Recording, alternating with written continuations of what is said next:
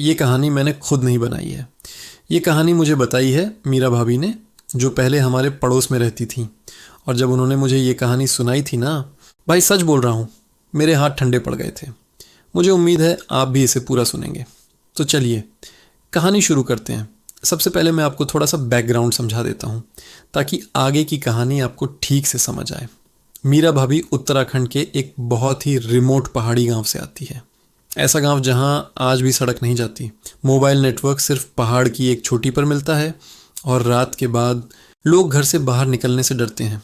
गांव घने जंगलों से घिरा हुआ था और गांव के नीचे एक पुराना सा श्मशान घाट था जो अब इस्तेमाल में नहीं आता था। मीरा की शादी बहुत छोटी उम्र में हो गई थी। उनके पति रघुवीर बाहर से बहुत शांत और सीधे लगते थे, लेकिन शादी के कुछ महीनों बाद ही असली चेहरा सामने आ गया।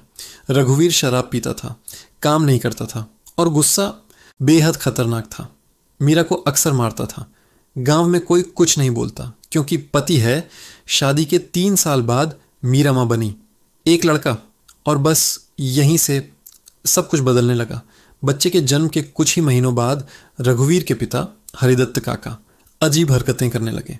रात को उठकर घर के बाहर जाकर जंगल की तरफ देखते रहते और बार बार बस एक ही बात बोलते, वो आ रही है, वो मुझे बुला रही है। पहले सबने सोचा बुढ़ापा है, दिमाग कमज़ोर हो गया है। लेकिन एक रात मीरा ने देखा हरिदत्त काका घर से निकलकर सीधे श्मशान की तरफ जा रहे हैं, नंगे पांव, धीरे धीरे, जैसे किसी ने बुलाया हो। सुबह उनकी लाश मिली, श्मशान के पीपल के पेड़ से लटकी हुई। पूरा गांव सन्न। सब बोले बहुत बीमार थे, शायद खुद ही कर लिया। लेकिन मीरा ने जो देखा था वो किसी को नहीं बताया। इसके बाद रघुवीर पूरी तरह बदल गया।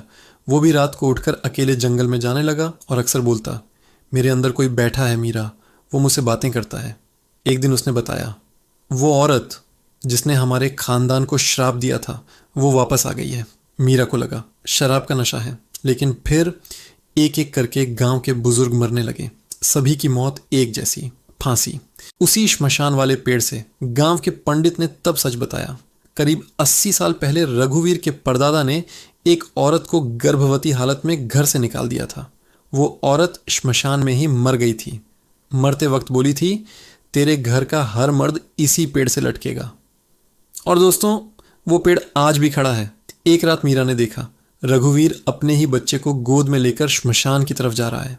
मीरा चिल्लाई, भागी, लेकिन जब तक पहुंची रघुवीर खुद भी और बच्चा भी, दोनों की लाश एक ही पेड़ से लटकी हुई थी।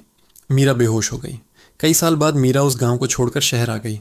आज वो जिंदा है, लेकिन हर रात उसे सपने में वही औरत दिखती है और बस एक बात पूछती है, तेरा वंश सच में ख़त्म हुआ या नहीं।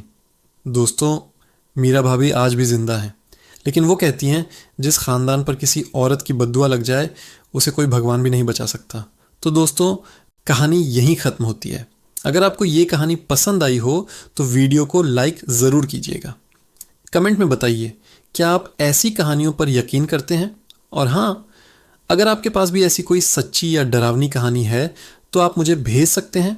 तब तक के लिए अपना ख्याल रखिए। बाय।